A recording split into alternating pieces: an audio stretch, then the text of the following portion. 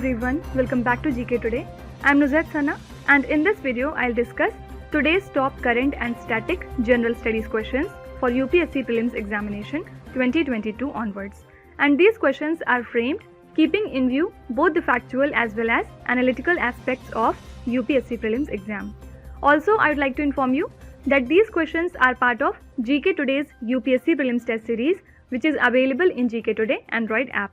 And the test series for 2022 Prelims examination comprises total of 7500 questions, divided 2500 questions on current general studies and 5000 questions on static general studies. And the series has started from May 2021 and it will end with UPSC Prelims Examinations 2022. So if you wish to access all questions of GK Today UPSC Prelims test series, you may subscribe the test series in the app. So now without wasting any further time, let's get started. So today this is our lecture number 33 and now let's start. Question number 1. With reference to various terms in news in recent times, consider the following statements. So first is, Ripple is a cryptocurrency exchange.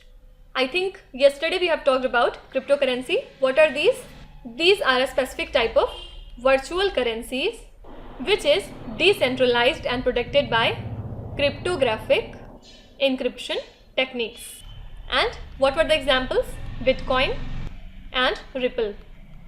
And what was the Bitcoin?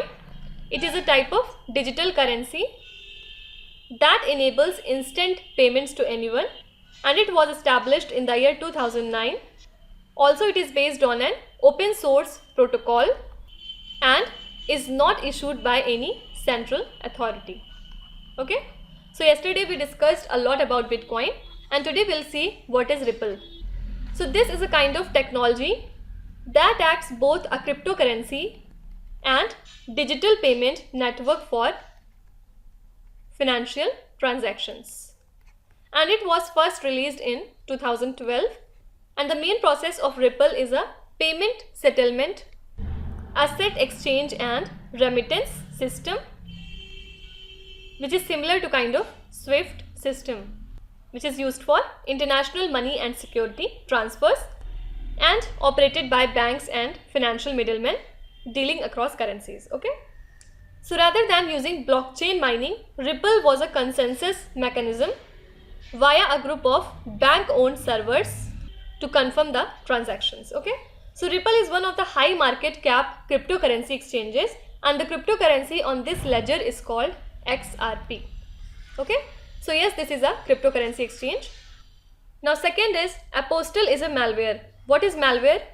It is a type of malicious code developed with a malicious intent or whose effect is malicious. Okay, so the software can disrupt the system's operation by permitting an attacker to access sensitive and confidential information, besides allowing the attackers to spy on private and personal computers. Okay, and talking about Apostle, it is a disk wiping malware that is being deployed by hacker groups called Agrius with ties to Iran. So this is also right. And third is, Delta 4 is an expandable launch system, and malware was in news because a zero-click attack helps the spyware like Pegasus gain control over a device without human interaction or human error. So we have seen that Pegasus spyware was in news. That's why we have taken this question. Now third is, Delta 4 is an expandable launch system. What is expandable launch system? It is actually a type of launch vehicle that can be launched only once, after which its components are either destroyed during the re-entry or discarded in space. So these vehicles typically consist to several rocket stages that were discarded sequentially as their fuel is exhausted and the vehicle gains altitude and speed. And talking about Delta 4, it is a family of expandable launch systems used in the USA, and the Delta 4 heavy rocket is the largest of the group and it has a carrying capacity second only to the SpaceX Falcon Heavy. Okay, so all are correct. Right answer becomes 1, 2 and 3. Question number 2. With reference to the recent World Health Organization announcement regarding SARS-CoV-2 variants, which of the following Greek alphabets represent B16172 variant? So obviously World Health Organization is using Greek alphabet to identify these variants, and B16172 variant has been named as Delta, while B117 being called as Alpha and B1351 being called as Beta, and P.1 is called as Gamma. So these are the 4 variants. And now what is mutation? Actually, this is a process by which the genetic structure of the virus undergoes changes. It is of 3 types. First is single mutant. It arises when a single mutation occurs in the genetic material. For example, in 2020, the S type mutated into the L type strain. Then second is double mutant, and it arises when 2 mutations combine to form a new variant. For example, B1617 variant has 2 mutations, E484Q and L452R. Now third is triple mutant, and it arises when 3 mutations combine to give a new variant, and Bengal variant or B1618 is an example of this category. Now apart from all these things, B117, that is alpha variant, is a UK variant prevalent in Britain with more than 2 lakh cases identified and has spread to more than 50 countries and appears to be mutating again. And the South Africa variant B1351, that is beta variant, has been identified in at least 20 other countries. The Gamma variant, which is also called as Brazil variant, has spread to more than 10 other countries. And the particular India variant B1617 has 3 lineages: B1617, 1, 2 and 3. And this has been declared as a variant of concern by World Health Organization. Okay. Next question. With various rivers in the world, consider the following statements. So we have to identify whether these statements are right or not. Okay. First is Volga River and Rhine River are the largest rivers of Europe and Africa respectively. First of all, talking about Volga River, it is the longest river in Russia as well as in Europe, and it drains into the Caspian Sea. Also, it is the largest in Europe in terms of discharge and drainage basin. And talking about Rhine River, it is the longest river in Germany, and it flows through Switzerland, Liechtenstein, Austria, France and Netherlands, and ultimately it drains into the North Sea. So this is wrong. Second is both Loire River and Po River drain into Mediterranean Sea. Talking about Loire River, this is the longest river in France, and it drains into Atlantic Ocean at the Bay of Biscay, while Po River is the longest river in Italy, and it drains into Adriatic Sea. So neither of these rivers drain into Mediterranean Sea, so this one is wrong. Correct answer is neither one nor two. Next question. Which of the following diseases are caused by virus and are also neglected tropical diseases? First is dengue. Dengue is a mosquito-borne disease caused by dengue virus, and it is a neglected tropical disease that is common in India, also in other parts of Asia, Latin America and Australia. So yes, this is right. Second is rabies. Rabies is also a viral disease caused by rabies virus, and it mainly occurs in Asia, including India and Africa. So this is also right. Third is schistosomiasis. It is a neglected tropical disease caused by schistosoma parasite, and mainly it occurs in sub-Saharan Africa. So this is not a viral disease, hence it is wrong. And last is Chagas disease. It is actually a parasitic disease that mainly occurs in the Latin American region, and it is caused by Trypanosoma cruzi. So this is also a parasitic disease, so this one is also wrong. and correct answer becomes only 1 and 2.